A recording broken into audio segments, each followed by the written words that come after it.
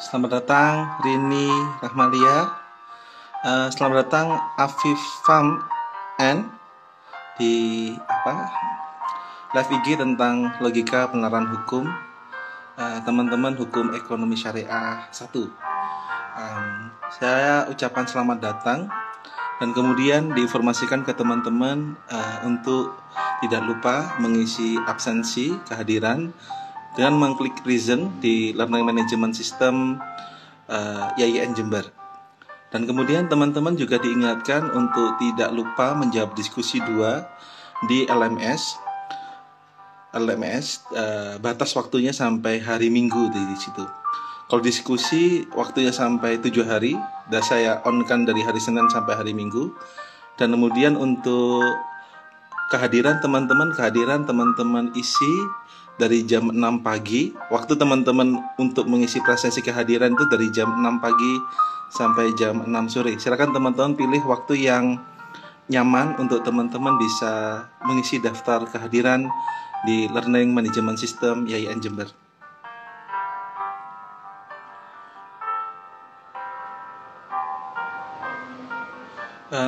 Silakan teman-teman untuk kita bisa berdiskusi sambil nunggu teman-teman yang lain ya. Risna MEE_NRX selamat datang. Faikotul Mahmudah Fadilah selamat datang.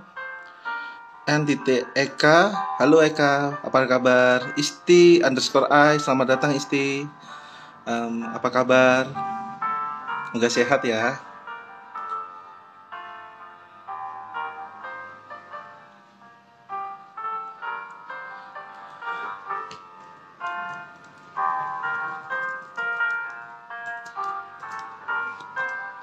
Saya jawab diskusi dulu ini.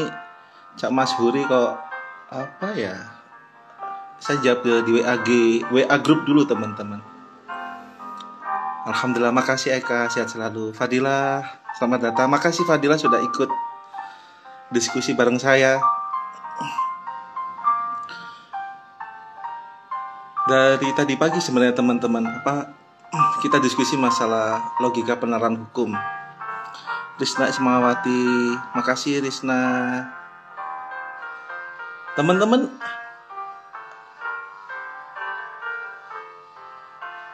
iya Pak masih error. Saya cek di WA group juga. Iya Pak masih error gitu. Mohon Bapak, saya belum bisa absen di LMS. Tenang, LMS kan ini ada ungkapan di WAG ini teman-teman. Di WA group ini saya baca ya. Di WA group hukum ekonomi syariah 1 ini, mohon maaf Bapak, saya belum bisa absen di LMS. Absen tenang aja. Jadi untuk ngisi absensi itu taktiknya teman-teman, kalau jam 7.30 itu kan rame. Jadi teman-teman ngisi absennya jam 6 pagi atau setengah 7.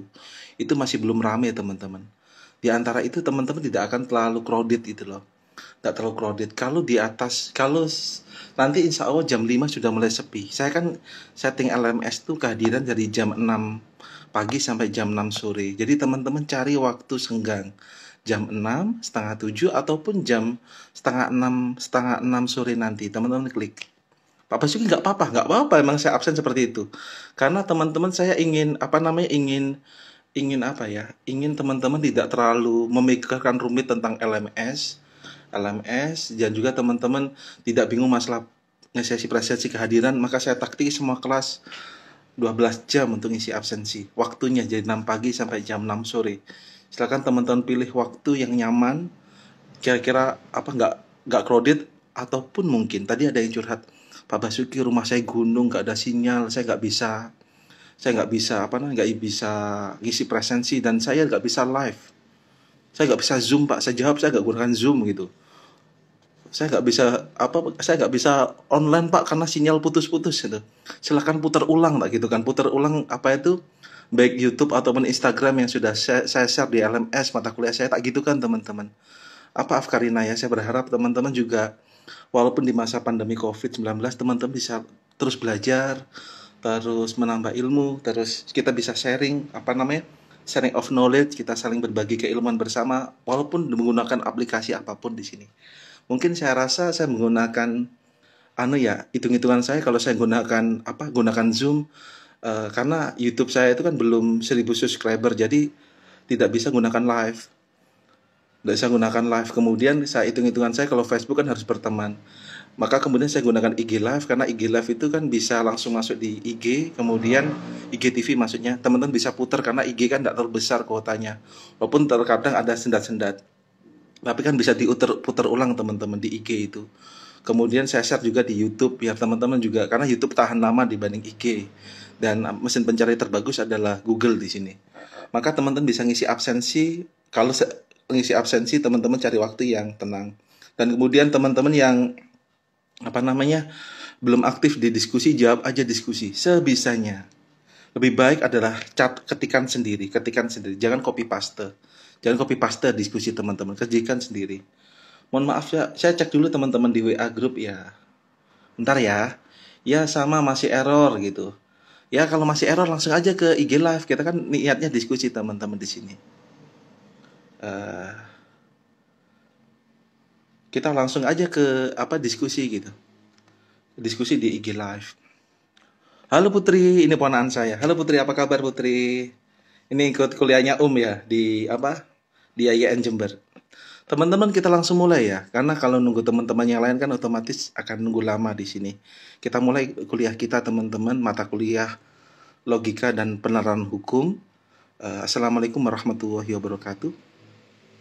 Bismillahirrahmanirrahim. Alhamdulillah, salatu wassalam alaikal ali ayakhirul anam. Rabbun karim wa antadhu khulukin azim fashfa'lana indal karim amma ba'du. Selamat datang teman-teman mahasiswa mata kuliah logika penerapan hukum ekonomi syariah 1 Fakultas Syariah IAIN Jember. Alhamdulillah kita masih diberi kesehatan untuk bisa belajar tentang logika dan penalaran hukum di sini. Kita gunakan ini sebagai tempat untuk bisa sharing, untuk bisa diskusi teman-teman mengenai tentang logika dan penalaran hukum. Kenapa sih kita perlu logika gitu? Mengapa sih kita perlu logika? Logika bisa bermakna itu ada reason. Reason itu alasan. Reason itu alasan. Kemudian setelah reason itu, setelah kita bicara alasan, kemudian mengapa harus ada hukum. Hukum, makna berarti hukum itu aturan tertulis yang mana itu mengatur masyarakat, dan itu aturan tertulis itu ada logikanya, ada sebab akibatnya, ada alasan dengan adanya aturan tersebut gitu. Ada alasan yang mengatur ada aturan tersebut teman-teman. Konteks kita bicara logika dan penalaran hukum. Kemarin teman-teman kita bicara mengenai hukum alam. Hukum alam atau sering disebut adalah hukum kodrati. Hukum kodrati itu atau di seluruh dunia itu ada namanya natural law. Di seluruh dunia ada namanya itu dengan sebutan natural law teman-teman. Apa itu natural law? Hukum dasar yang menyebut kebaikan dan keburukan, yang mana kemudian berdampak bagaimana seseorang itu hidup lebih baik berdampingan dengan alam di sini. Itu adalah natural law teman-teman. Hidup berdampingan dengan alam. Hukum alam itu contohnya seperti apa teman-teman? Kan kita tahu ada namanya jus constitutum. Jus constitutum adalah harapan adanya aturan, jus constitutum, dan ada yang disebut dengan jus, tulisannya ius tapi bacanya jus constituendum. Adanya aturan tersebut, ada jus constitutum, ada dan jus constituendum di sini. Itu merupakan bagian ada harapan hukum tersebut dan kenyataan hukum itu. Setelah masyarakat terbentuk, teman-teman, dibuatlah orang-orang menyadari ternyata akibat berkurangnya paham tentang gereja, paham tentang agama, mereka kemudian paham tentang kerajaan, berkembanglah paham yang dinamakan itu dengan sebutan adalah hukum alam.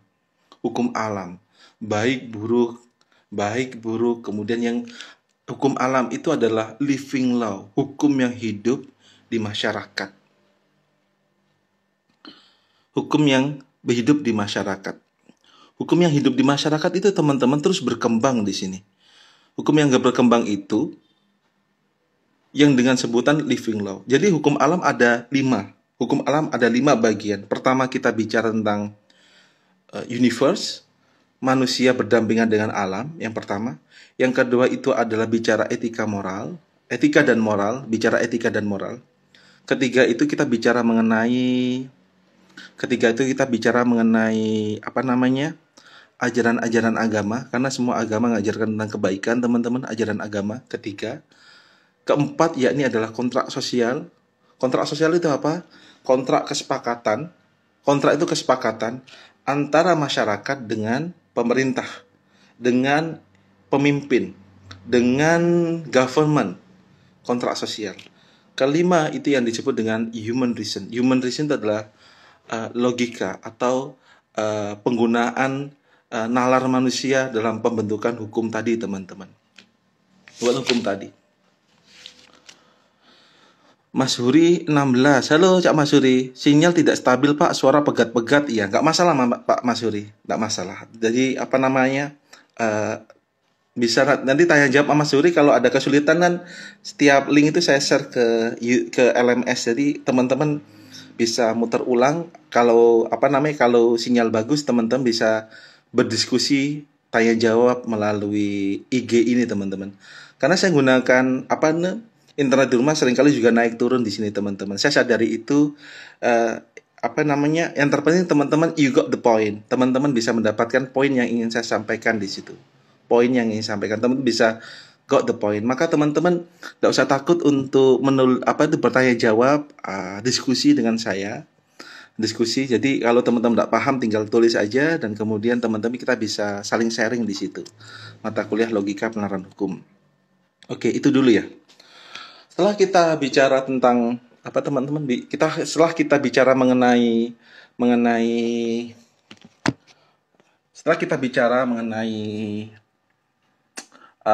hukum alam, teman-teman, hukum alam, maka kemudian ada yang dinamakan dengan positivisme hukum. Positivisme hukum, hukum positif. Apa itu hukum positif? Hukum positif merupakan hukum yang berlaku di Indonesia saat ini. Hukum yang berlaku di Indonesia saat ini. Jadi hukum kalau di Indonesia ada berapa hukum, teman-teman? Ayo. Sudah semester 5 nih. Hukum Indonesia ada berapa? Mas Suri? Nur Laili ada berapa hukumnya? Ada Al-Hikam, teman-teman? Hukum Indonesia itu ada berapa? Ada berapa? 3, 2, 1? Kira-kira ada berapa? Betul, ada 3. Hukumnya apa aja, teman-teman? Hukumnya apa aja? Pertama, ada yang disebut dengan hukum Islam. Hukum Islam itu apa? Hukum yang berlaku. Ada 4, Pak. Ada 2, Pak. Wildan Ulin 73. Ada 4, Pak. 4 apa? Mas Suri ada 2. Apa aja, Cak Mas Suri? Yakin Jaya apa ini? Jadi hukum di Indonesia itu ada, emang secara pembagian mungkin ada hukum tertulis dan tidak tertulis. Tapi kemudian hukum di Indonesia ada 3, teman-teman. Pertama itu ada disebut dengan hukum Islam atau Islamic law atau Islamic rah. Islamic rah. Hukum Islam. Hukum Islam itu berlaku bagi masyarakat Indonesia yang beragama Islam. Yang kedua itu yang disebut dengan hukum adat rah atau hukum adat. Hukum adat itu berlaku di Indonesia karena memang ada hak-hak masyarakat adat di situ, hukum adat. Yang ketiga itu, teman-teman, yang disebut dengan positif rah atau hukum positif. Apa itu hukum positif? Hukum positif itu, teman-teman, hukum yang berlaku di Indonesia pada saat ini, itu hukum positif. Hukum positif. Setelah itu, teman-teman, setelah hukum positif dibagi menjadi 3 bagian. Ada yang disebut itu hukum positif dibagi menjadi 2 bagian, teman-teman. Ada yang disebut dengan hukum privat atau perdata. Kemudian ada hukum publik atau hukum privat itu perdata. Sedangkan hukum publik, teman-teman, itu hukum positif dibagi menjadi 2. Pertama itu adalah hukum privat atau privat law, atau sering disebut ada jurisdiksio, bahasanya jurisdiksio. Itu namanya hukum privat atau perdata, yang mengatur hubungan orang dengan orang yang sifatnya adalah hak dan kewajiban dampaknya. Kemudian ada yang disebut dengan gubernakulum atau hukum publik. Hukum publik itu seperti contoh hukum pidana, hukum tata usaha negara, hukum teman-teman? Hukum konstitusi, hukum korupsi, itu adalah salah satu bentuk hukum publik di sini.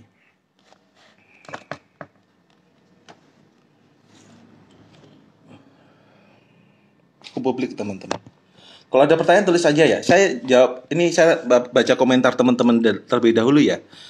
Komentar teman-teman Mas Huri 16, hukum privat sama perdata. Privat sama perdata sama, Cak Mas Huri. Mas Huri, privat sama perdata itu sama. Privat sama publik. Al-Fadilah, hukum positif, Islam, kebiasaan. Kebiasaan itu adat ya, karena ada tulisan al-adatu muhakkamat. Kebiasaan berulang-ulang itu bisa menjadi hukum namanya. Yakin underscore Jaya. Assalamualaikum, Anul Yakin hadir Pak Probolinggo Siapanto. Makasih Mas Yakin, jangan lupa ngisi kehadiran di LMS. Hukum perdata pidana Pak, itu salah satu perdata publik, pidana itu publik. Wildan Ulin 73, hukum Islam, hukum adat, hukum positif. Betul Wildan, betul sekali, 100 untuk Wildan. Itu salah mah di atas ya. Alda Alikam. Saya baca komentar dulu teman-teman. Mohon maaf Bapak, suaranya putus-putus ya. Apa namanya? Kalau putus-putus nanti bisa diputar ulang teman-temannya. Putar ulang nanti. Wijaya Dodi, LMS sering error Bapak. Iya, LMS sering error karena terlalu banyak yang make. Jadi caranya teman-teman cari waktu yang senggang. Di LMS itu tugasnya teman-teman mengisi presensi sama menjawab diskusi. Menjawab diskusi atau mengklik materi yang sudah ada di kelas-kelas terlebih dahulu. Itu teman-teman bisa pelajari juga materi yang sudah saya share masalah logika penerapan hukum. Maka waktunya itu LMS sering error bisa diatur antara jam 6 pagi sampai jam 6 sore. Oke, siap Bapak, makasih Fadila. Kembali ke materi teman-teman. Bentar teman-teman. Saya cek di grup logika penerapan hukum H1 ini. Kok rame, ada apa ini? Mohon maaf saya juga belum bisa absen, LMS masih error. Nanti ya, kalau SMS masih error nanti. Teman-teman bentar, saya cek di WA grup dulu.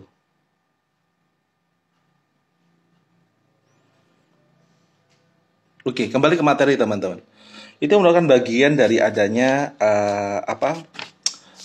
yang disebut dengan itu teman-teman. Apa namanya itu? Hukum positif. Sebenarnya konsep hukum positif itu berkembang. Hukum positif berkembang waktu pada David Hume pada tahun 1711 sampai 1776 Masehi, yang mana hukum itu merupakan produk penguasa. Hukum itu merupakan produk penguasa, atau Roscoe sering menerangkan itu adalah law as tool for social engineering. Hukum itu merupakan alat untuk kesejahteraan masyarakat. Law as tool for social engineering, teman-teman. Hukum itu alat untuk pengaturan masyarakat. Hukum untuk alat pengaturan masyarakat itu maknanya apa? Hukum itu sebagai alat, namun alat tadi karena dibuat oleh penguasa, maka hukum yang sudah dibuat tadi, karena ada konsep trias politika, ada eksekutif, ada legislatif, ada yudikatif, ada pembagian kekuasaan. Setelah ada pembagian kekuasaan, yang buat undang-undang itu adalah legislatif. Setelah itu undang-undang yang sudah dibuat oleh legislatif maka wajib ditaati oleh pemerintah dan juga masyarakat. Undang-undang bukan hanya bukan untuk rakyat aja, tapi pemerintah juga harus mengikuti aturan tadi. Karena produk penguasa, dan itu tidak berlaku hanya untuk rakyat, tapi bagi seluruh masyarakat Indonesia. Masyarakat Indonesia juga harus mentaati aturan yang sudah disepakati bersama. Lah, undang-undang itu teman-teman merupakan bagian dari kontrak sosial, bagian dari kesepakatan antara penguasa dan juga masyarakat di sini. Karena kenapa? Karena pemerintah pun berasal dari rakyat di sini. Habis itu teman-teman muncul paham tentang positivisme atau yang disebut dengan latus sensu. Karena hukum itu adalah buatan manusia agar hukum itu memberikan kepastian hukum. Hukum tadi memberikan kepastian hukum, teman-teman. Maka hukum yang sudah dibuat itu dibuat agar norma-norma yang sudah ada itu ditaati masyarakat. Norma-norma ditaati masyarakat, maka hukum positif itu harus dibebaskan dari pendapat-pendapat yang ada di luar hukum. Apa pendapat-pendapat di luar hukum itu? Contoh, sejarah hukum. Sejarah hukum itu cuma sebagai bagian cerita. Sejarah hukum itu cerita hukum. Kemudian sosiologis masyarakat, pendapat masyarakat, empiris masyarakat itu merupakan bagian dari juga hukum di sini. Setelah itu ada yang dinamakan dengan psikologis, pendapat pribadi masyarakat, pendapat pribadi tokoh. Yang itu bukan bagian dari hukum, bisa berarti moral, etika, bukan hukum. Hukum itu sendiri dalam paham positivisme hukum dimaknai adalah aturan yang tertulis yang dibuat oleh pemerintah dan itu diikuti oleh masyarakat. Itu merupakan bagian dari yang dinamakan dengan positivisme hukum, aturan-aturan yang tertulis, undang-undang kalau kita itu. Aturan di Indonesia kan kita tahu, Indonesia itu ada hierarki perundang-undangan. Ada undang-undang di atas, ada undang-undang di bawahnya. Ada undang-undang dasar, tetap MPR, undang-undang garing Perpu, kemudian PP, Perpres, kemudian ada Perda Provinsi, Perda Kabupaten Kota, teman-teman. Itu merupakan bagian aturan yang menjadi hukum positif, yang harus ditaati oleh masyarakat di sini. Ditaati oleh masyarakat. Selanjutnya teman-teman, yakni hukum itu sebagai bagian yang mana untuk memberikan analytical legal theory. Positivisme hukum itu sebagai analytical legal theory, teori analis hukum di sini. Maka teori analisis hukum itu berkembang untuk memberikan paham bahasanya aturan-aturan hukum itu bisa dianalisis untuk membentuk apa? Untuk membentuk legal problem solving. Apa legal problem solving, teman-teman? Proses untuk bisa menyelesaikan kasus hukum atau permasalahan hukum dengan cara apa? Legal problem solving di sini. Itu merupakan bagian positivisme hukum. Positivisme hukum yang mana aturan hukum tertulis, baik itu hukum publik, maka di Indonesia ada hukum publik yang disebut adalah itu perdata. Kemudian Indonesia juga hukum perdata itu Indonesia kayak apa, teman-teman? Kayak KUH Perdata. Kitab Undang-Undang Hukum Perdata itu bagian dari jurisdiksio atau hukum privat. Sedangkan hukum publik seperti apa, teman-teman? Seperti KUH Pidana, Kitab Undang-Undang Hukum Acara Pidana, Kitab Undang-Undang Hukum Pidana. Itu merupakan contoh adanya gubernakulum, hukum bersifat publik yang mengatur hubungan masyarakat dengan pemerintah agar mereka mendapatkan aturan. Apa yang disebut hukum itu? Hukum itu berupa perintah, himbauan, larangan, dan sanksi di sini. Oke, dari sini dulu ada pertanyaan. Teman-teman ada pertanyaan dulu?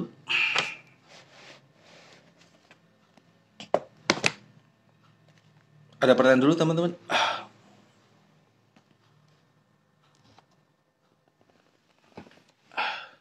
Dari sini ada pertanyaan dulu, teman-teman. Mungkin ada pertanyaan dulu. Kami silakan.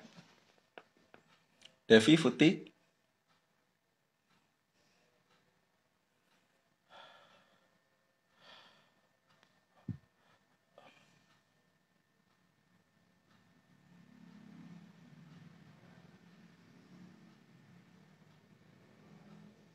Teman-teman ada pertanyaan dulu, Amelia? Inti dari kita bicara positivisme hukum, teman-teman, yakni bagaimana kita memurnikan hukum. Apabila ada sengketa suatu kasus hukum, maka yang kita lihat itu adalah aturan yang tertulis mengenai permasalahan tadi. Aturan tertulis ada di mana? Di peraturan perundang-undangan. Peraturan perundang-undangan, undang-undang, PP, Perpres, itu yang kita lihat. Itu yang kita lihat, teman-teman, undang-undang yang tertulis di situ. Setelah itu, kita bisa jawab pertanyaan dulu. Positif hukum apa menyeluruh dari hukum privat? Betul. Jadi Afifah itu positivisme hukum itu menyeluruh, baik hukum publik, hukum privat. Itu kan hukum publik, contoh pidana, ada KUH Pidana, ada undang-undang, yakni undang-undang tipikor. KUH Perdata ada undang-undang kompilasi hukum Islam ya. Ada juga kompilasi hukum ekonomi syariah. Itu yang menjadi bagian, ada positivisme hukum. Jadi tidak parsial Afifah. Tidak parsial, tidak cuma sebagian-bagian. Tapi baik privat dan publik itu Afifah itu merupakan ada positivisme hukum. Contohnya apa positif hukum? Norma-norma aturan yang ada di hukum perdata dan hukum pidana. Norma itu apa? Pasal-pasal, ayat-ayat.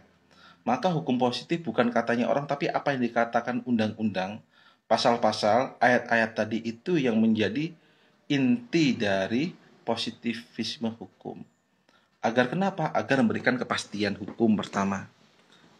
Setelah ada kepastian hukum, Afifah tujuan untuk apa? Untuk kemanfaatan hukum, asas kemanfaatan. Yang ketiga apa Afifah? Untuk memberikan keadilan Afifah. Itu Afifah ya. Maka hukum apa itu yang dinamakan dengan positivisme hukum itu menyeluruh perdata, pidana, konstitusi. Maka harus ada tertulis di sini. Itu Afifah yang bisa saya jawab pertanyaan Afifah. Kemudian AR titik Fadilah. Halo Fadilah, izin bertanya Bapak, apakah hukum alam dengan positivisme hukum ada kaitannya? Ada sebenarnya. Jadi sebenarnya positivisme hukum Fadilah itu menjawab adanya abstrak hukum alam. Hukum alam Fadilah kan abstrak, kita nggak tahu hukum alam itu, karena hukum alam belum berbentuk tertulis, maka kemudian abstrak, nggak jelas, tidak konkret. Bagaimana hukumannya, bagaimana aturannya, itu masih abstrak, kebenaran masih abstrak di situ. Sebagai fondasi pertama Fadilah. Maka dengan adanya positivisme hukum Fadilah itu, maka yang abstrak tadi semakin konkret, semakin jelas. Dengan bentuknya apa? Norma-norma, aturan, pasal-pasal, ayat-ayat Fadilah. Maka setelah ada logika hukum alam, tingkat lanjutnya adalah Fadilah adalah positivisme hukum atau pasal-pasal ayat-ayat mengenai suatu sengketa. Maka hubungan terkait pertama itu adalah hukum alam, kedua itu adalah positivisme hukum, kemudian itu yang ketiga itu adalah law enforcement, penegakan hukum Fadilah. Itu Fadilah ya. Mungkin Fadilah sama siapa? Sama Afifah ada feedback dulu, ada pertanyaan dulu teman-teman. Selamat datang Dulu Riza, Ewim, STKWT, selamat datang. Mungkin teman-teman ada pertanyaan dulu. Salah satu contoh keabstrakan hukum alam seperti apa, Pak? Jadi Mas Huri itu hukum alam itu kan kebenaran tadi itu contohnya itu adalah hukum alam kan tidak jelas abstraksinya. Seseorang kalau menebang pohon itu tidak boleh, nanti akan ada banjir. Kan cuma pendapat teman-teman. Tapi kalau sudah ada banjir, orang-orang sudah mulai kerasa, oh banjir ya. Oh banjir ya. Hukum alam seperti ini, kamu jangan kamu jangan berbuat jelek karena kamu jangan memfitnah.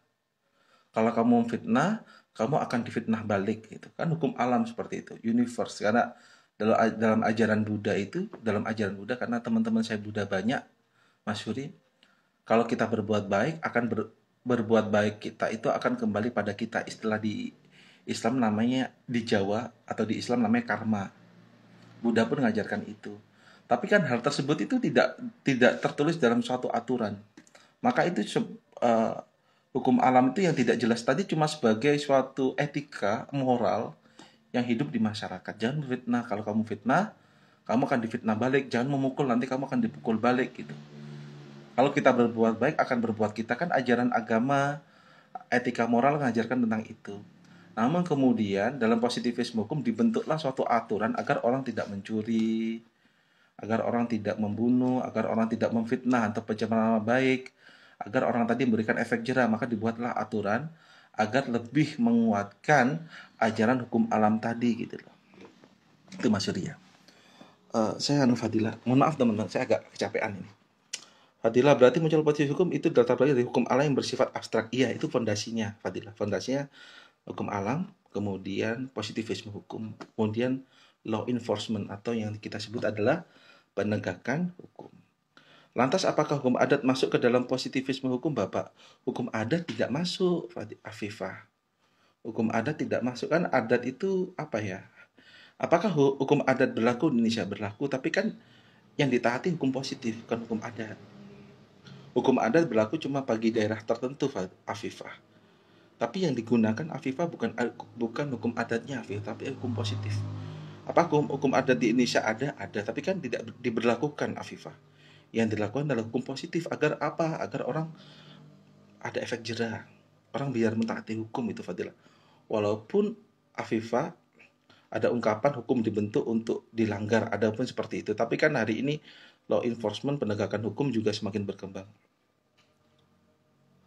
Betul. Izin menjawab Fadilah, ini menjawab Afifah, hukum positif hanya yang tertulis, dengan hukum adat tak tertulis. Betul. Makasih. Mungkin itu. Ada teman ada pertanyaan lagi nggak?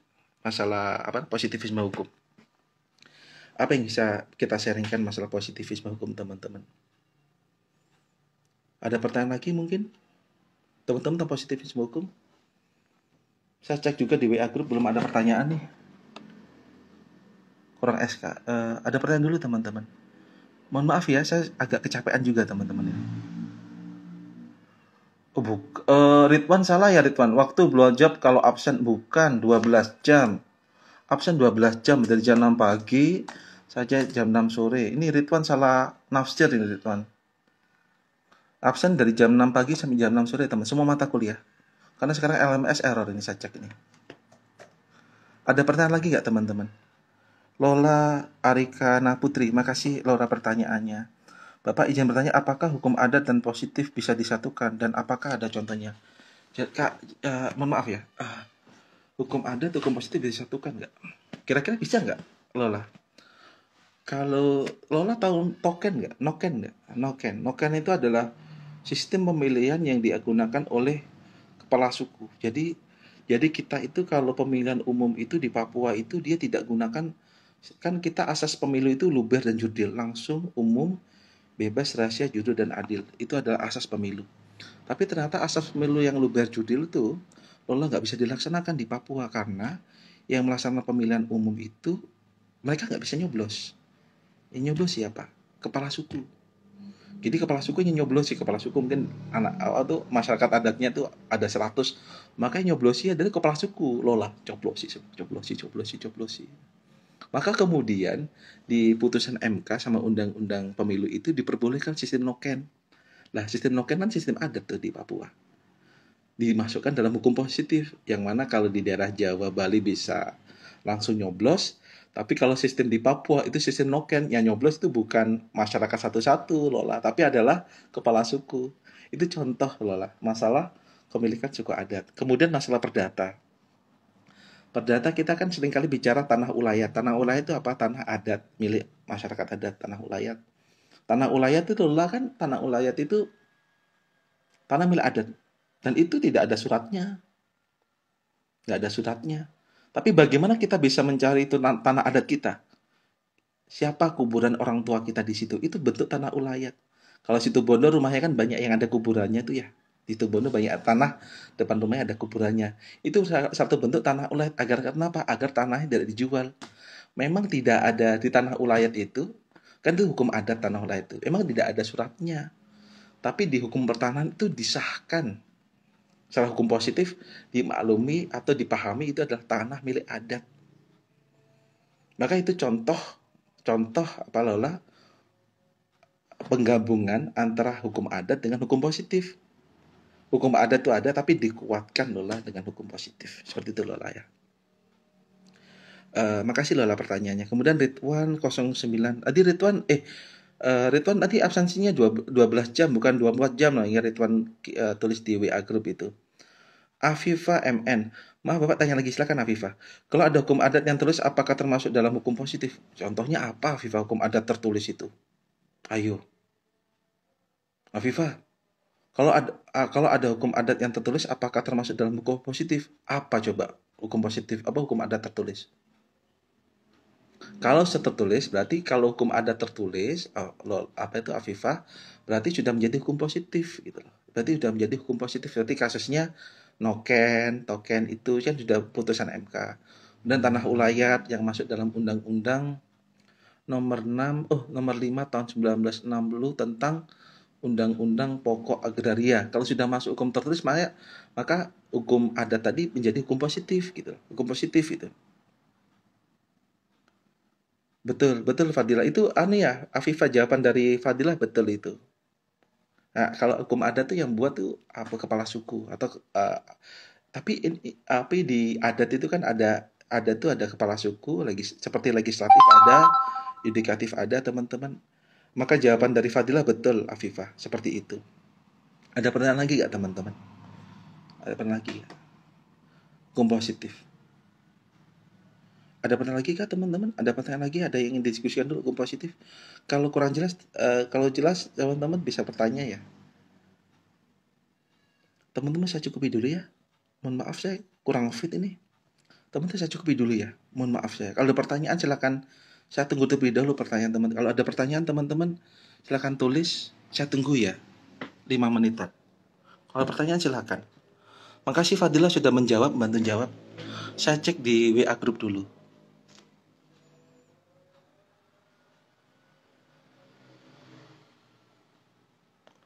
Ada pertanyaan dulu teman-teman?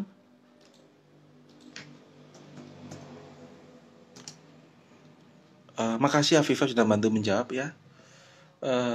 Teman-teman H1, Mas Yuri ada pertanyaan Mas Yuri?